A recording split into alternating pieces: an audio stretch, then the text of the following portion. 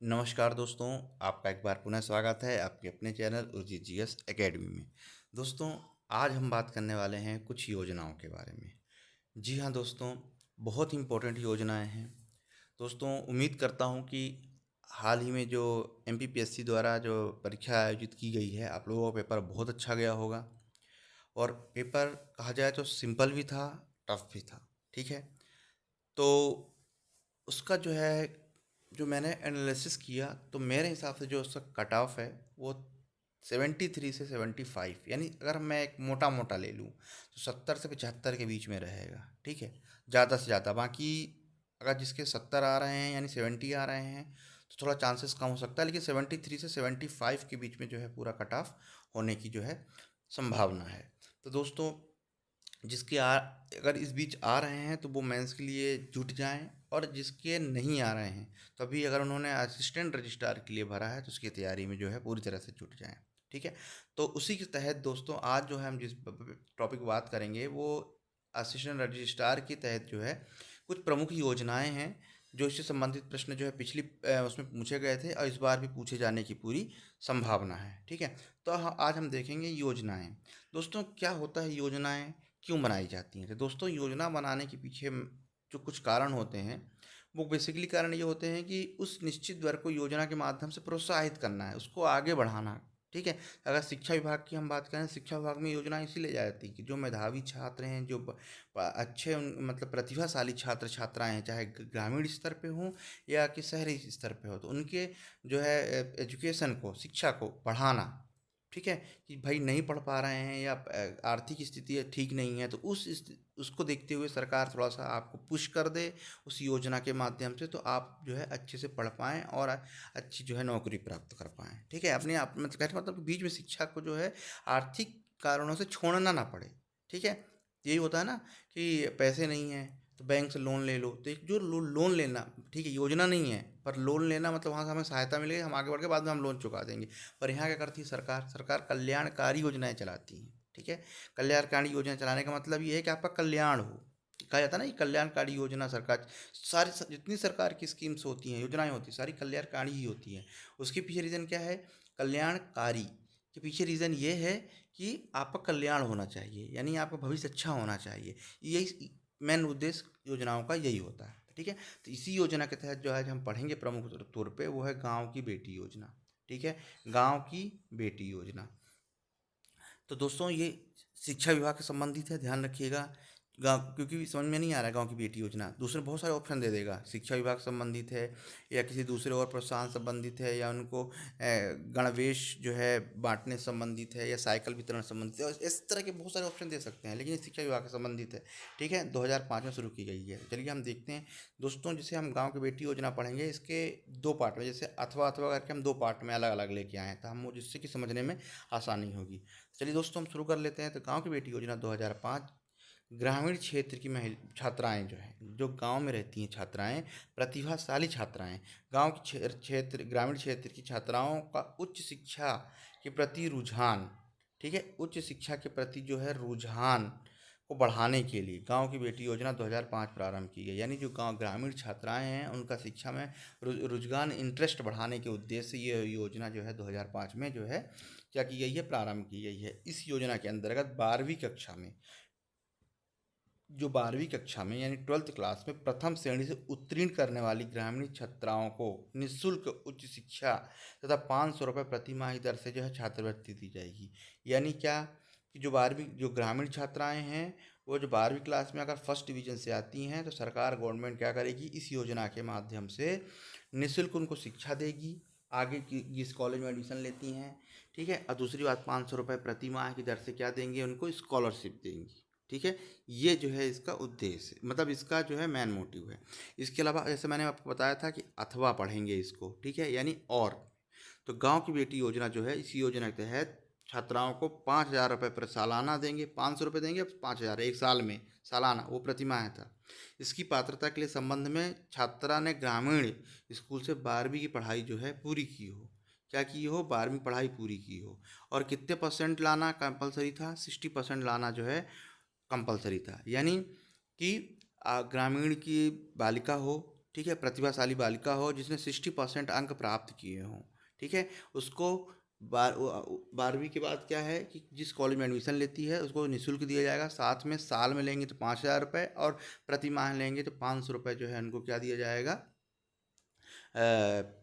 Scholarship दी जाएगी। ठीक है, ये इस योजना का जो है लाभ सभी वर्ग के यानी एसटी, अनुसूचित जाति, अनुसूचित जनजाति, अन्य पिछड़ा वर्ग तथा अन्य पिछड़ा वर्ग की सभी प्रतिभाशाली कन्याओं को जो है प्रदान किया जाएगा। तो दोस्तों सिंपल भाषा में इसका ये कब स्थापित हुई थी, इसका उद्देश्य क्या है, क्या क्या क्राइटेरिया है, ये सारी चीज़ें जो है इस वीडियो के माध्यम से अभी हमने आपको बताई। तो मैं एक बार फिर से रिपीट कर देता हूँ कि इस योजना की स्थापना या स्थापित की गई थी 2005 में। यह है ग्रामीण कन्याओं के लिए है। साल में 5,000 रुपये या प्रति माह 500 रुपये देने का प्रावधान है और 12वीं कक्षा में जो है 60% लाना कंपलसरी है। और ये सभी वर्ग के बालिकाओं के लिए जो है ये योजना है, ग्रामीण में, चाहे एसटी, एससी, जनरल या ओबीसी किसी भी वर्ग के लिए हो। ठीक है, जो नेक्स्ट योजना है वो नेक्स्ट योजना कहती है, नाम क्या है इस योजना का, प्रतिभा किरण योजना। ठीक है, प्रतिभा किरण योजना। चलिए दोस्तों हम देखते हैं योजना क्या कह रही है। तो इस योजना के अंतर्गत प्रदेश के शहरी क्षेत्रों में, यानी वो ग्रामीण थी, एक शहरी क्षेत्रों में गरीबी रेखा से नीचे जीवन यापन करने वाले परिवार की छात्राओं को वित्तीय सहायता प्रदान करना जो है इसका प्रमुख उद्देश्य है। 12वीं कक्षा में प्रथम श्रेणी में उत्तीर्ण होना चाहिए। ठीक है, 12वीं क्लास में कितनी होना चाहिए, 12वीं क्लास में जो है क्लास में उत्तीर्ण होना चाहिए 60% के साथ। तो प्रतिभा किरण योजना, अब इसमें भी जो है एक आप देख लें, ये और आप ये पढ़ें या ये पढ़ें, दोनों में क्या समझने में आसानी होती है। तो इस योजना का लाभ शहरी स्कूल में पढ़ रही शहरी स्कूल में जो है पढ़ाई कर रही 12वीं कक्षा में 60% अंक लाने वाली छात्राओं को इसका फ़ायदा मिलेगा। इसमें 5,000 रुपये सालाना मिलेंगे। इस योजना की शुरुआत 2009 में की गई थी। ठीक है, तो अगर मैं संक्षेप में बताऊं तो प्रतिभा किरण योजना शहरी क्षेत्रों के लिए है। पहला, जो शहरी क्षेत्र में जो गरीबी में जीवन यापन कर रहे हैं, जिनके पास आगे पढ़ाने के लिए पैसे नहीं हैं, ठीक है, कि वो 12वीं के बाद जो है आगे पढ़ाई करा पाएँ। इसके बाद जो है 60% लाना जो है अनिवार्य है और सभी वर्गों के लिए है और इसकी शुरुआत 2009 में की गई थी। ठीक है, ये इसका जो है मेन उद्देश्य है। देखिए सभी ये इसका लाभ जो है, जैसा कि आपने पहले पढ़ा था, इसका लाभ जो है सभी उसके लिए है। ठीक है, चलिए सभी वर्ग के लिए है। नेक्स्ट है मेधावी छात्र योजना, जो कि पिछली बार इससे प्रश्न जो है पूछा गया था। हाँ, जो कि पहली बार जो है इसका प्रश्न जो है पूछा गया था। ठीक है, तो मध्य प्रदेश के मूल निवासी छात्रों के लिए, यानी जितनी योजनाएं जो हम पढ़ रहे हैं सभी मूल निवासियों के लिए, यानी जो मध्य प्रदेश के निवासी हैं। ठीक है, तो मध्य प्रदेश के मूल निवासी छात्रों जिनके पालकों की वार्षिक आय जो है 6 लाख से कम है। पहला, सभी वर्गों के मेधावी छात्रों के लिए, यानी ये भी सभी वर्गों के लिए है। ठीक है, प्रोत्साहन हेतु इस योजना वर्ष 2017 में प्रारंभ की गई थी। दोस्तों थोड़ा सा इस योजना में ये प्रारंभ कब की गई थी मुझे थोड़ा संशय है और यहाँ पर थोड़ा मिस्टेक बस शायद लिखा गया है, तो इसको जो है अगले वीडियो में जो है मैं इसको क्लियर करूँगा। ठीक है, तो थोड़ा आप सन कब स्थापित किया गया है इसको आप सन थोड़ा सा छोड़ेंगे।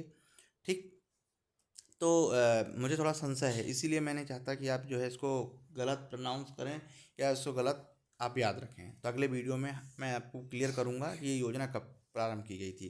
ठीक है, तो इसमें क्या किया बताया गया है कि जो राज्य सरकार की स्कूल होंगी, यानी जो गवर्नमेंट स्कूल का जो भी मेधावी छात्र योजना के तहत जो गवर्नमेंट स्कूल यानी सरकारी स्कूल में 70% लाएगा या सीबीएसई आईएससी स्कूल की परीक्षा में वो 85% जो है अंक प्राप्त करेगा सभी वर्ग के लिए, तो विद्यार्थियों के उच्च अध्ययन हेतु चिन्हित किसी राज्य की शैक्षणिक संस्थाओं में प्रवेश होने पर उसकी फीस जो है राज्य सरकार भरेगी। ठीक है, यानी कहने का मतलब ये है कि सभी वर्गों के लिए है। पेरेंट्स की आय 6 लाख से कम होनी चाहिए।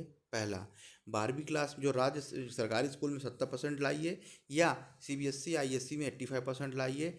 जो भी सरकार की जो भी निश्चित मतलब जो चिन्हित उच्च शिक्षा संस्थान है उसमें जो है आपकी जो आप एडमिशन लेते हैं तो राज्य सरकार जो है उसकी फीस राज्य सरकार भरेगी।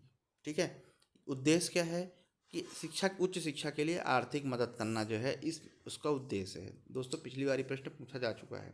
मेधावी छात्र योजना का लाभ जो है जैसे कि मैंने बताया था ये भी अथवा में है। एमपी बोर्ड में 12वीं 70% या सीबीएसई में जो है 85% जो है लाने पर जो है इसका लाभ मिलेगा। ठीक है। ऐसे विद्यार्थी सरकारी व अनुदान कॉलेज में एडमिशन लेते हैं तो फीस नहीं भरनी होगी। माता पिता की वार्षिक आय 6 लाख के अंदर होना चाहिए। इसका लाभ सभी वर्गों के लिए जो है होगा। ठीक है।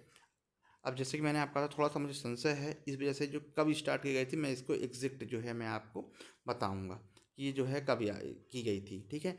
संभवतः जो है 9-10 में जो है ये योजना स्टार्ट की गई थी, पर आपको मैं जो है क्लियर इसको मैं बताऊंगा। ठीक है। क्योंकि 2009-10 हो सकता है या 2017 हो सकता है, दो में से कोई एक हो सकता है ये, पर इसको जो है मैं अगले वीडियो में आपको बताऊंगा। चलिए दोस्तों, हम एक नेक्स्ट जो है हम पढ़ लेते हैं योजना, विक्रमादित्य निःशुल्क शिक्षा योजना। ठीक है। राज्य सरकार द्वारा गरीबी में भेदभाव को समाप्त करने के लिए समान वर्ग के निर्धन परिवारों के विकास और कल्याण की दिशा में समान वर्ग कल्याण आयोग गठित कर आयोग की अनुशंसा पर जो है विक्रमादित्य निःशुल्क शिक्षा योजना लागू की गई। अब यहाँ इम्पोर्टेंट क्या है, यहाँ इम्पोर्टेंट ये है कि समान वर्ग के जो निर्धन परिवार है, विक्रमादित्य योजना उनके लिए है। ठीक है। ये यहाँ पर मेन इम्पोर्टेंट है, इसको याद रखना है। ये सभी के लिए नहीं है, ये केवल किसके लिए है, ये है केवल समान वर्ग के जो निर्धन परिवार हैं उनके लिए है। ठीक है। उद्देश्य क्या है, गरीबी रेखा से नीचे जीवन यापन कर रहे समान वर्ग के विद्यार्थियों को स्नातक स्तर पर निःशुल्क उच्च शिक्षा प्रदान करना जो है सरकार का मोटिव है। और इस योजना का उद्देश्य है विक्रमादित्य निःशुल्क शिक्षा योजना। इसमें मेन इंपॉर्टेंट चीज़ यही है। ठीक है। ठीक है।